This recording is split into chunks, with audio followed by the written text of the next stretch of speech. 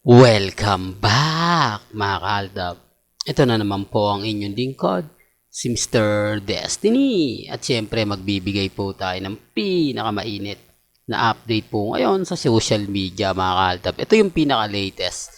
Nakatatapos nga lang po mag-celebrate ni na Alden Richards at ni Maine Mendoza. At may kumakalat na naman po na issue kay Catherine at kay Alden Richards. Remind ko lang po sa inyo, mas apektado po rito si Alden. Mas maraming nambabas po ngayon kay Alden at yung main fanatics naman po nakikisabay din. Di po ba, sa totoo lang po mga kaaldab, ang kawawa po talaga si Alden. Real talk to mga kaaldab, si Alden po talaga yung naiipit dito. Sinasabing ginagamit niya si Catherine para umangat ang karir niya kahit alam naman po ng lahat na kumbaga, di po ba? Sabi ko nga po sa inyo, hindi ko alam kung sino yung nagpapakalat ng mga update na ganyan. Hindi ko alam kung bakit po nila ginagawa yan. Kaya nga po yung Alden Fanatics galit na galit. Talagang naiinis sa mga taong nagpapakalat ng mga ganyan. Di po ba? Sinasabi kasi ng mga fans ng Katniel, bakit daw po nakikisawsaw si Alden? Bakit daw po si Alden yung talagang kumbaga pinupush dahil nga po ba sa pelikula ng Hello Love Goodbye na kung saan 800 million daw yung kinita tapos napunta na lang sa 100 million ang kumbaga kita ni Catherine na sinasabi nga po mga kaaldab na padding naman po, di po ba? Tapos kay Alden Richards sumabot din ng 100M. Kaya nga po ko-combine daw po itong dalawa. Sabi ko nga po sa inyo, apektado po yung mga fans. Buti na lang hindi tayo solid na Alden Fanatics, no? Ibig kong sabihin na solid, yung tipong ano lang sila, yung hindi nila gusto si Maine, yung mga may blue hearts, yung mga etc. Kaya nga po mga kaaldab, napakaraming update, napakaraming mga katanungan. Alam nyo po, sa totoo lang po mga kaaldab, Alden at Maine lang po ako. Hindi porket pinoprotektahan natin si Alden sa mga fans po nila Catherine, hindi sa pinoprotektahan ko yung mga taong nagre-react at nagko-komento. Ginagawa ko lang po ito dahil nga po sa mga sinasabi ng iba at pahayag ng iba. Lalo na nga po sa pagpapakalat ngayon na Catherine at Alden Richards. Hindi naman lingid sa inyong kaalaman yung issue na yan at talaga namang pong pinag-uusapan at talagang pinagpipiestahan. Di po ba? Kahit pumunta po kayo ng Instagram, Twitter, Facebook, grabe, no? Tapos sinasabi pa po nila magkasama daw si Alden at si Catherine. Real talk to mga kaaldab, ba? May post po doon sa Facebook, talagang pinagpipiestahan. Na ramdam na nga po raw nila na sila daw talaga yung matatawa po kayo sa mga feedback pag nagbabasa po kayo ng mga comment na si Alden at si Catherine daw po talaga yung nababagay, pareha single. Tapos ang pinakamasakit nito para sa Alden Fanatics, lalo na po sa may mga hidden desire, yung kumakalat na post sinabi daw po mismo ni Alden Richards na nililigawan niya ngayon si Catherine. Di po ba? Matatawa po talaga kayo Doon po talagang nag-trigger ang ilang mga may hidden desire kay Alden na galit na galit. Tapos syempre yung mga Katniel fans talagang hindi naman po sang-ayon. Di po ba? Kaya nga po galit na galit din sila. Kaya hati po yung opinion. Kung pupunta po kayo sa isang post o website, ang dami mga batikos doon. Talagang naglalaban-laban yung mga Alden Fanatics. Talagang nagbabatuhan, di po ba? Pero pag pumunta naman kayo sa Katniel, si Alden naman po yung pinag-uusapan. At syempre, hindi po maganda yung mga comment doon. Hindi po talaga kaaya-aya at hindi nga po talaga yung mabubwisit ka lang. Ganun din naman po sa Alden Fanatics. Pag pumunta naman ng Katniel doon, talagang 101%, di po ba, na gigil naman po sila. Yung tipong inis na inis. Kasi nga po, sa mga sinasabi nila, ano yan, si Alden, tira-tira lang. Pagkatapos pagsawaan ng iba, siya yung sasalo. Pagkatapos pagsawaan ng 11 years, siya naman yung sasalo. Di po ba? Kaya nga po hati yung opinion ng mga ilang netizen. Sabi ko nga po sa inyo, trending po Di po ba? Tapos, eto pa po ito yung hindi pinag-uusapan. Siguro naman po, nasa YouTube kayo, pinanonood nyo, napanood nyo na rin po ito. Di po ba? Siguro marami na rin nag-react nito, marami na rin nagkomento na iba nga po talaga yung interview ni Luis Manzano kay Sharon Cuneta. Di po ba?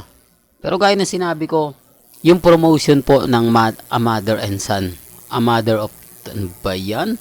Mr. Destiny na A Mother and Son story, di po ba? Kumbaga family of two. Medyo sensitibo nga po talaga yan. Medyo marami talaga makaka-relate yan na mga magulang. Although sinasabi ng iba ko, yung mga pambata lang ang kumbaga ang kikita, yung mga love team, pero dito pang matanda lang daw po ito para lang daw po sa mga sa mga mami, sa mga tita, sa mga senyor. Sabi ko nga po, kaya nga po ito yung pelikula ni Sharon. Kasi sa totoo lang po, lahat ng fans ni Sharon, makaramihan na rito mga senyor, mga mamis na. Kaya relate na relate po sa mga eksena na gagawin po nila.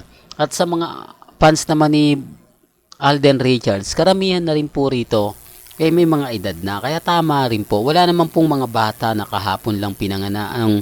Kumbaga mga masabi natin na 15, 16, di po ba, o 13 pataas na kumbaga idolo si Alden. Di po ba? Na keso ganito, keso. Depende po.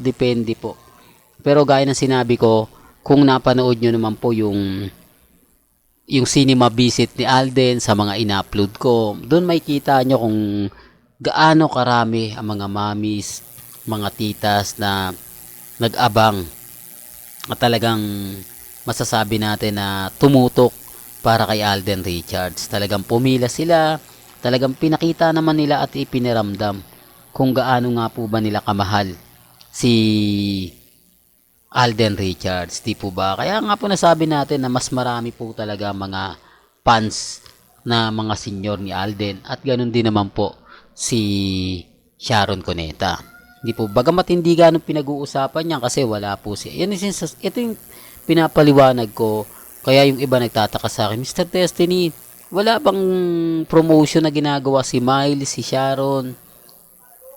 Dahil wala si Alden? Di po, meron po. Kaya lang, syempre, Aldab po ako. Hindi ko naman po pwedeng ibalita yan na, kumbaga, wala sila. Di po ba?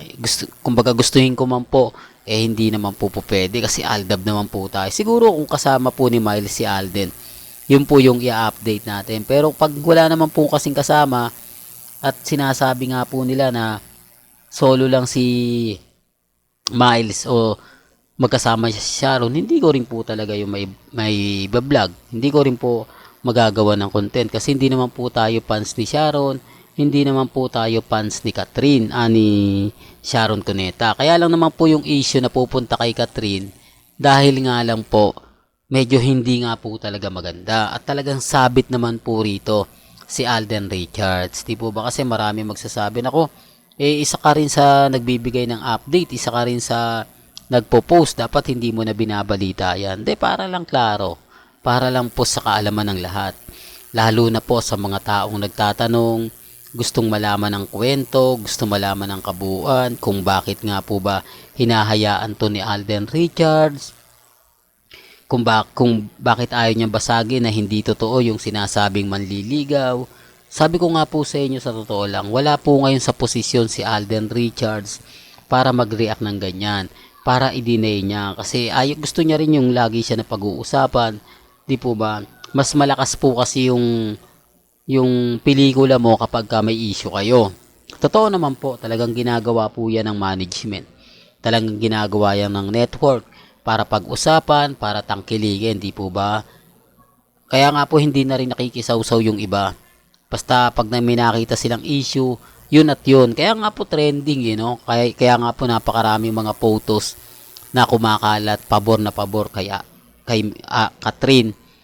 Di po ba? At kawawa naman po kay Alden. Kaya nga po nababas si Alden ng mga Katnil. Pero yung mga Catherine fans, syempre supportado nila si Catherine.